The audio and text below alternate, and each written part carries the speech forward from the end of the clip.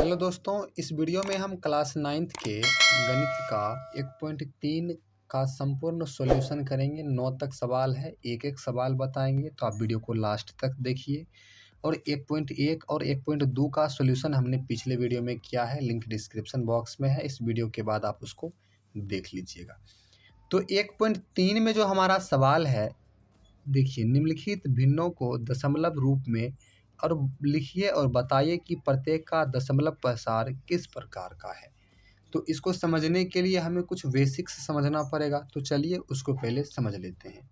किसी भी भिन्न को दशमलव रूप में लिखने का मतलब हुआ, जैसे कि यहाँ देखिए 36/100 है, तो इस 36 में 100 से भाग देना है, मतलब 36 में 100 से भाग देना है।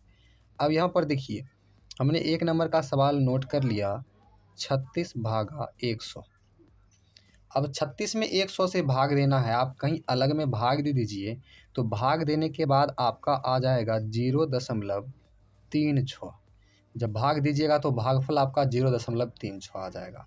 तो आप समझिए, आप अगर भाग दीजिएगा तो भाग देने के बाद दशमलव के बाद भी जो पूरा पूरा कट जाए, जिसमें पूरा पूरा भाग लग जाए, उसको बोलते हैं शांत दशमलव प्रसार। मतलब उसका दशमलव प्रसार हो जाएगा शांत। और जो दाद भी नहीं कटे, जिसमें पूरा पूरा भाग नहीं लगे, उसको अशांत दशमलव प्रसार या अनवसानी बोलते हैं, जो आपको स्क्रीन पर दिख रहा है। तो अब क्या करते हैं, भाग देते हैं। जैसे एक नंबर में हमने भाग दिया 36 में 100 से, तो 0.36 आया और उसके बाद ये पूरा पूरा कट गया, तो इसका दशमलव प्रसार शांत हो गया। लेकिन दूसरा है 1/11। अब देखिए दूसरा सवाल हम लिख लेते हैं 1/11। अब 1 में 11 से भाग देते हैं। चलिए आपके सामने भाग करते हैं यहाँ पर, तो 1 में 11 से भाग देंगे।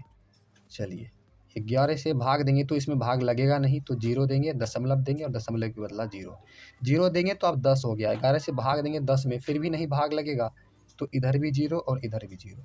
चलिए इधर 100 हो गया।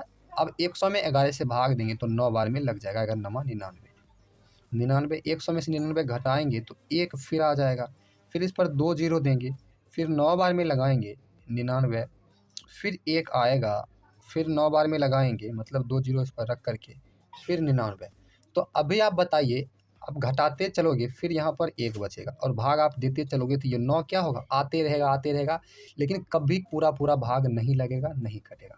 तो इसके लिए हम क्या करते हैं, इसको इतना नहीं लिख करके इसको लिख देते हैं 0.09। अब देखिए बार बार 9 आ रहा है, तो 9 पर ऐसे करके रेखरिंग मार देते हैं, मतलब 9 आते रहेगा, या डॉट डॉट डॉट करके लिख देते हैं। तो मतलब ये अब कटने वाला नहीं है। तो जो पूरा पूरा दशमलव के बाद भी कट जाए, जिसमें भाग लग जाए, उसका दशमलव प्रसार शांत हो जाता है।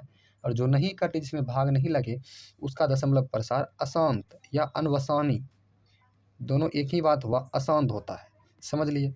अब आपका तीसरा क्वेश्चन है, उसको समझिए। तीसरा क्वेश्चन देखिए आप ध्यान से, 4.1/8 है, तो लिख लेंगे 4.1/8। अब भाग, इसको पहले पूर्णांक इसका तोड़ लेते हैं। 8 चौक 32, 1 33, 33/8। पूर्णांक तोड़ने के लिए आपको आना चाहिए, ये बेसिक बात है। अब 33 में 8 से भाग देंगे, और भाग देने के बाद भागफल जो है हमारा, भागफल आने के बाद दशमलव के बाद अगर ये कट जाए तो इसका दशमलव प्रसार शांत होगा, नहीं कटे तो अशांत। चलिए भाग देते हैं 33 में, तो 33/8, 4 बचा, 0 उतार देंगे, 8 5 बार में लगाएंगे, 8 पंचे 40, देखिए कट गया। तो 4.125 बार में क्या होता है, ये 33 8 से कट जाता है, मतलब भाग इसमें पूरा पूरा लग गया। तो भाग पूरा पूरा लग गया, तो यहाँ लिख देंगे, दशमलव भी लिखना है, 1 2 5। अब यहाँ पर हमने इसको लिख दिया। अब पूरा पूरा कट गया तो इसका दशमलव प्रसार हो जाएगा शांत। अगर नहीं कटता तो दशमलव प्रसार अशांत, मतलब अनवसानी। अब देखिए चौथा सवाल, 3/13 है, 3/13। अब 3 में 13 से भाग देना है। चलिए ये भी हम कर देते हैं।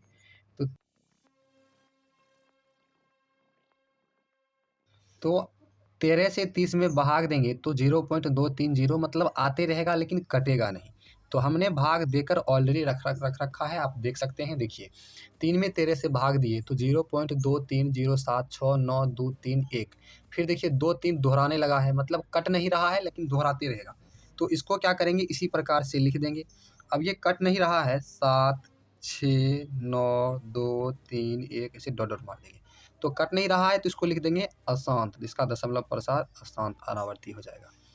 अब 5 नंबर सवाल, आप सवाल को समझ गए होंगे। चलिए 2/11 है, तो 2/11 वीडियो लंबी बन जाएगी, इसीलिए आप भाग खुद से कर लीजिएगा। हम आपके सामने भाग कर रहे हैं। देखिए 2/11 है तो 2/11, तो हमने भाग दिया। देखिए 0.181818, तो इस प्रकार से आते रहा है, मतलब कट नहीं रहा है।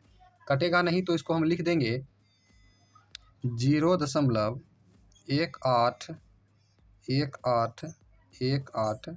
अब छोड़ देंगे काट लिख करके, इसका दशमलव प्रसार अब नहीं कट रहा है तो हो जाएगा अशांत। शांत।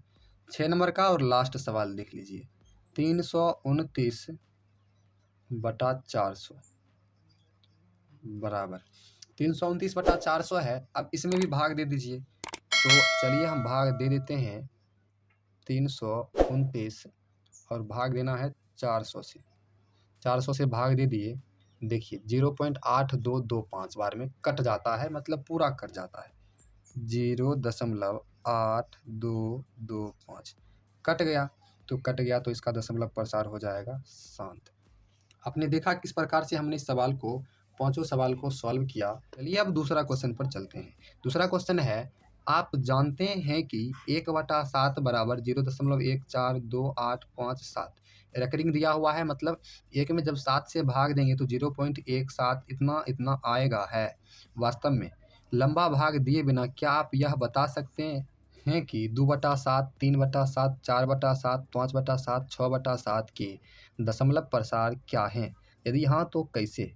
अभी देखिए, अभी दिया गया था 1/7 का मान दिया गया है 0.142857 और बोल रहा है इन सब को बिना लंबा भाग दिए हुए इसका दशमलव प्रसार लिखने के लिए बोल रहा है।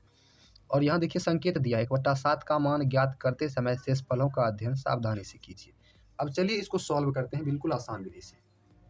अभी सवाल हमारा देखिए, यहाँ पर 1/7 का मान दिया गया था और 2/7, 3/7, 4/7, 5/7, 6/7 के दशमलव प्रसार पूछ रहे थे कि बिना भाग दिए हुए ज्ञात करना है। तो चलिए ज्ञात करते हैं। तो यहाँ पर हमने देखिए सब संख्या को लिख लिया है। 1/7 का मान 0.142857 दिया गया था। अब यहाँ पर 2/7 दिया हुआ है, 3/7, 4/7, 5/7, 6/7 सब लिख लिया। अब इसका दशमलव प्रसार ज्ञात करना। देखिए इसको एक शॉर्ट तरीका से बनाते हैं। अब यहाँ पर 1/7 है तो इस सब को 1/7 के रूप में लिखना पड़ेगा। कैसे, ध्यान दीजिए। इसको 2/7 को लिख सकते हैं 2 गुना 1/7, ऐसे करके लिख सकते हैं, क्योंकि 2 को 1 से गुना करेंगे 2 हो जाएगा, बटा में 7 हो गया। अब देखिए 3/7 को लिख सकते हैं 3 गुना 1/7, 4/7 को 4 गुना 1/7, 5/7 को 5 गुना 1/7, फिर 6/7 को 6 गुना 1/7। चलिए लिख दिया। अब यहाँ पर क्या करना है, आगे का प्रोसेस देखिए। 2 गुना 1/7 का मान दिया गया है यहाँ पर, तो इसको लिख लेंगे 0.1428557 सब पर रखेंगे। फिर देखिए 1/7 का मान 3 गुना 0.142।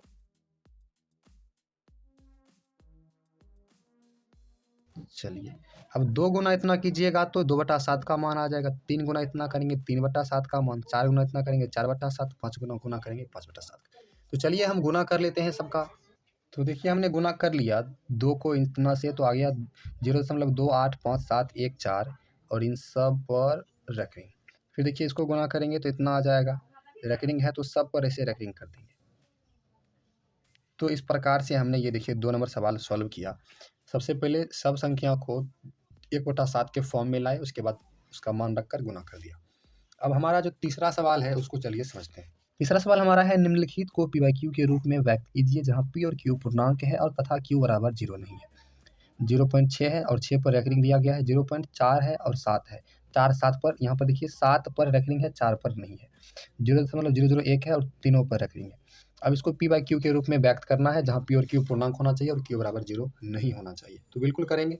तो चलिए शुरू करते हैं करना। यहाँ पर देखिए सवाल लिख लिया, 0.6 दिया गया था तो 0.6 और 6 पर रेकरिंग लिख लिया। और इसका सबसे प्रथम प्रोसेस है, इसको क्या करेंगे, मान लेंगे। माना कि, आप ध्यान से प्रोसेस वाइज समझिए।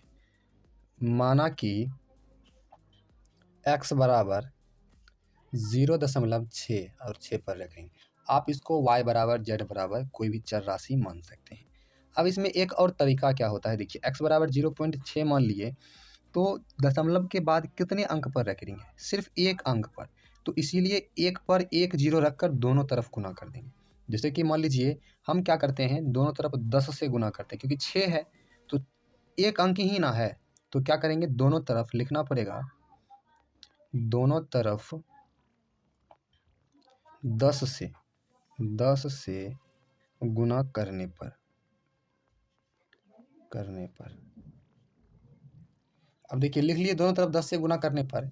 10 से ही क्यों, क्योंकि एक अंक पर रेटिंग था, 2 पर रहता तो 100 से करते, 3 पर रहता तो 1000 से करते, इसलिए कर रहे हैं ताकि ये पॉइंट के इधर आ जाए, बाएं साइड आ जाए। अब ध्यान रखिए x 10 से गुना कर लेते हैं, x गुना 10 बराबर 0 दशमलव, देखिए 6 पर रेकरिंग है, मतलब 6 को हम कई बार लिख सकते हैं, क्योंकि जिस संख्या पर रेकरिंग होता है उसको कई बार लिख सकते हैं, ये आपको पता होगा।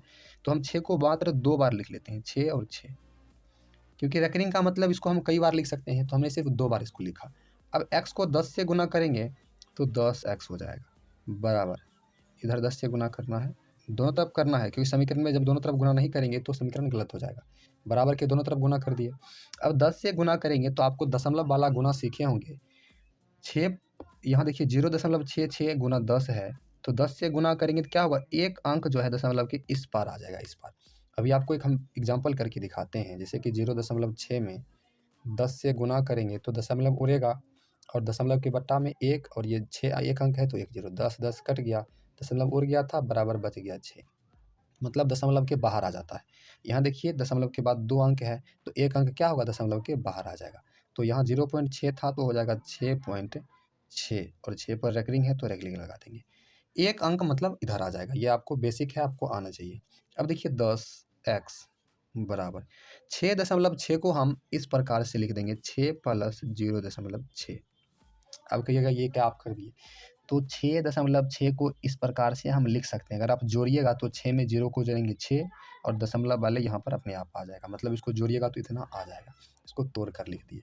अब 10x बराबर 6 प्लस 0.x यहाँ भी है, यहाँ देखिए 0.x 0.6 यहाँ भी है, 0.6 यहाँ भी, 6 पर रेकरिंग 6 पर रेकरिंग, और 0.6 को माने थे x, तो x बराबर दोनों बराबर है, मतलब x के जगह पर 0.6 लिख सकते हैं और 0.6 की जगह पर x लिख सकते हैं।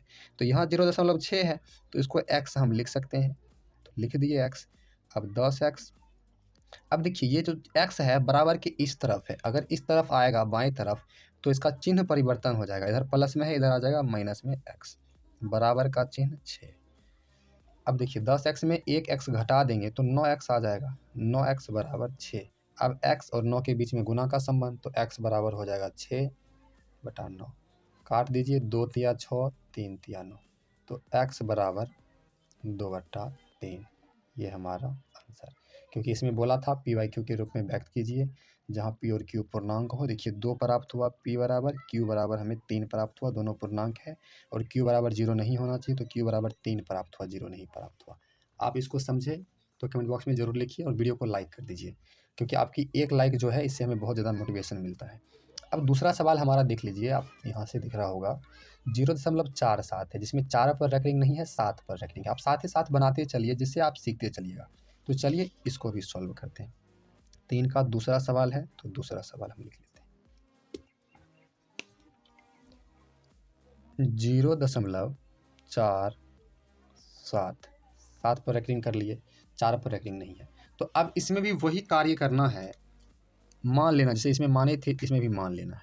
माना कि x ही मान लेते हैं, आप अगर y मानना चाहे तो कोई फ़र्क नहीं, मान सकते हो।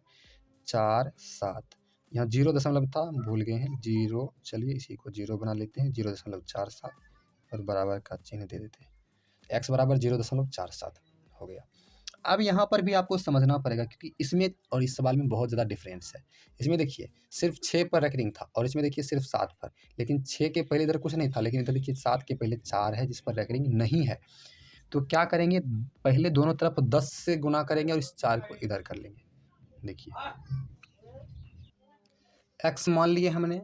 अब क्या करना है, दोनों तरफ 10 से गुना करना है, क्योंकि यहाँ देखिए 4 है और यहाँ 7 है, 7 पर रेकरिंग है, 4 पर रेकरिंग नहीं है, तो पहले 4 को इधर ले आएंगे, उसके बाद सेम इस प्रकार का सवाल हो जाएगा, तब जाके हम इसको सॉल्व करेंगे। तो क्या करते हैं, लिख देते हैं दोनों तरफ 10 से गुना करने पर, 10 से गुना करने पर कर दिए। अब दोनों तरफ मतलब x में भी 10 से बराबर 0.47 पर रेकरिंग है, इसमें भी 10 से गुना कर देते हैं। x में 10 से करेंगे 10x बराबर, इसमें 10 से करेंगे तो 4 इधर आ जाएगा, हो जाएगा 4.7 पर रेकरिंग हो गया। इसको समीकरण 1 मान लेते हैं। अब फिर क्या करना है, अब देखिए 4.7 दशमलव के बाद एक अंक पर रेकरिंग है, सेम इस टाइप का सवाल आ गया, तो यही प्रोसेस करेंगे। देखिए अब क्या करेंगे, समीकरण 1 में दोनों तरफ 10 से गुना करेंगे। फिर से लिख लेते हैं यहाँ पर, समीकरण 1 में दोनों तरफ 10 से गुणा करने पर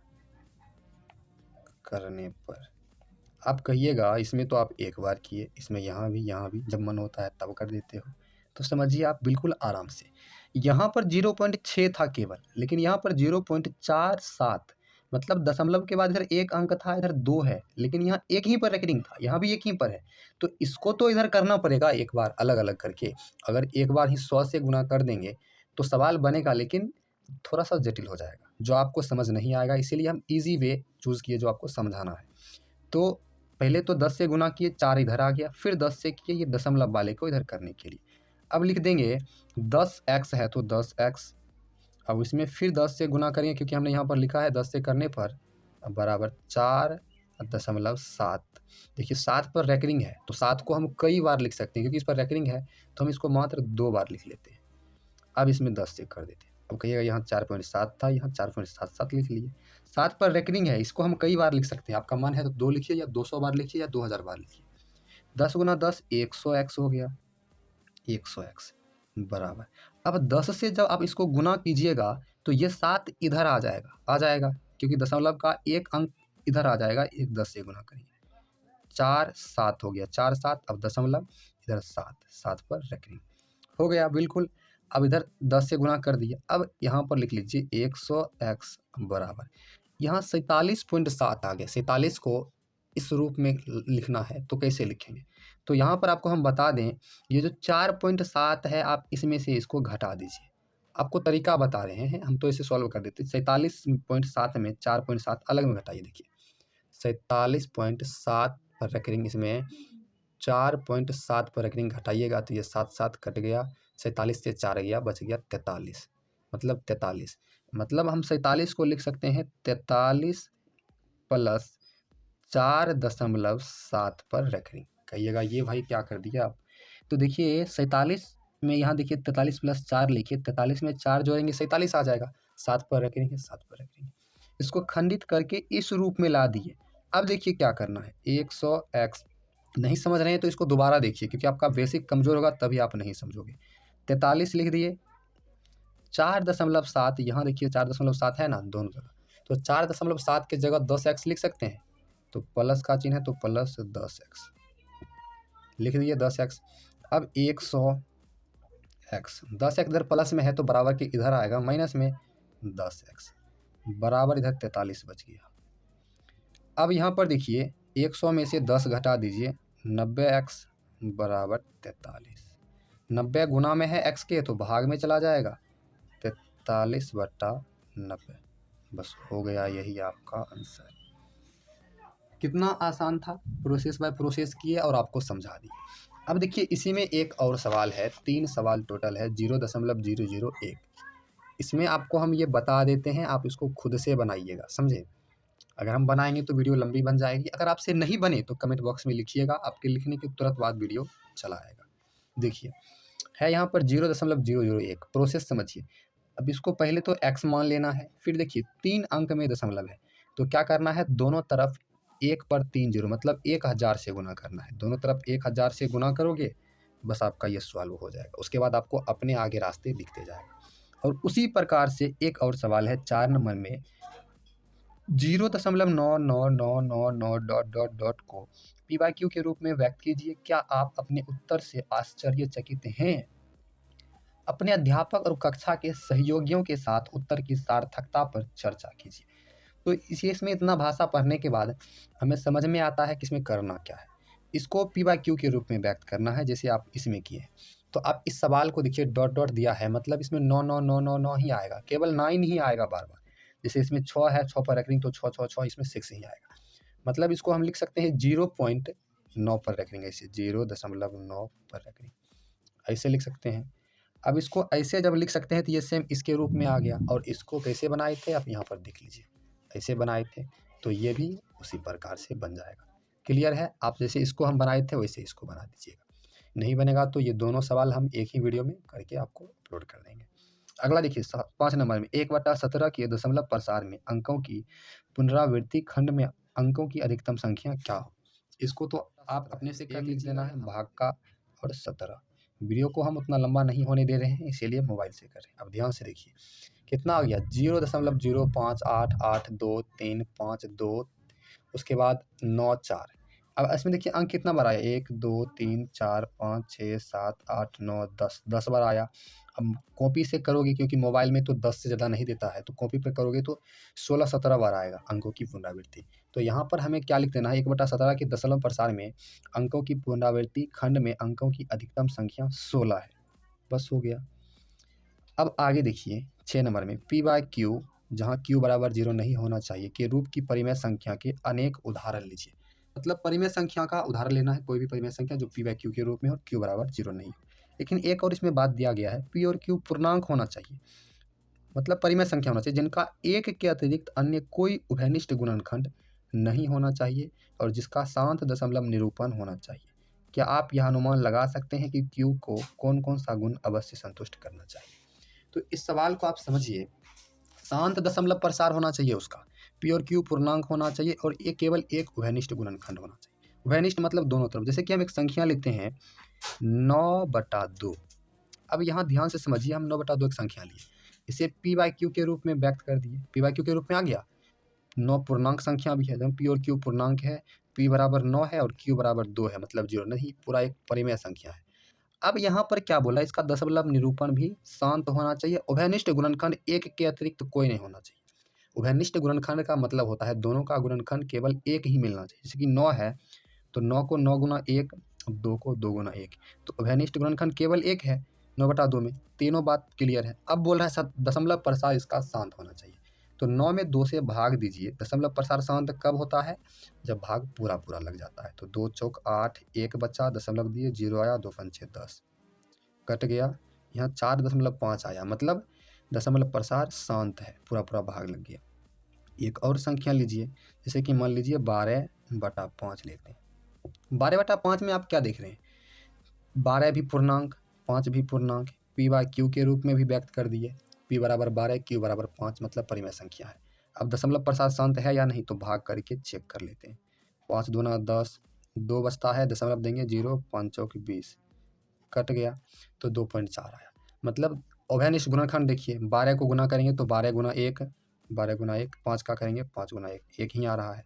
अब इसके अलावा कोई संख्या लीजिए, जैसे कि मान लीजिए 11/3 लिए, दोनों का उभयनिष्ठ गुणनखंड भी एक ही होगा, 1 1।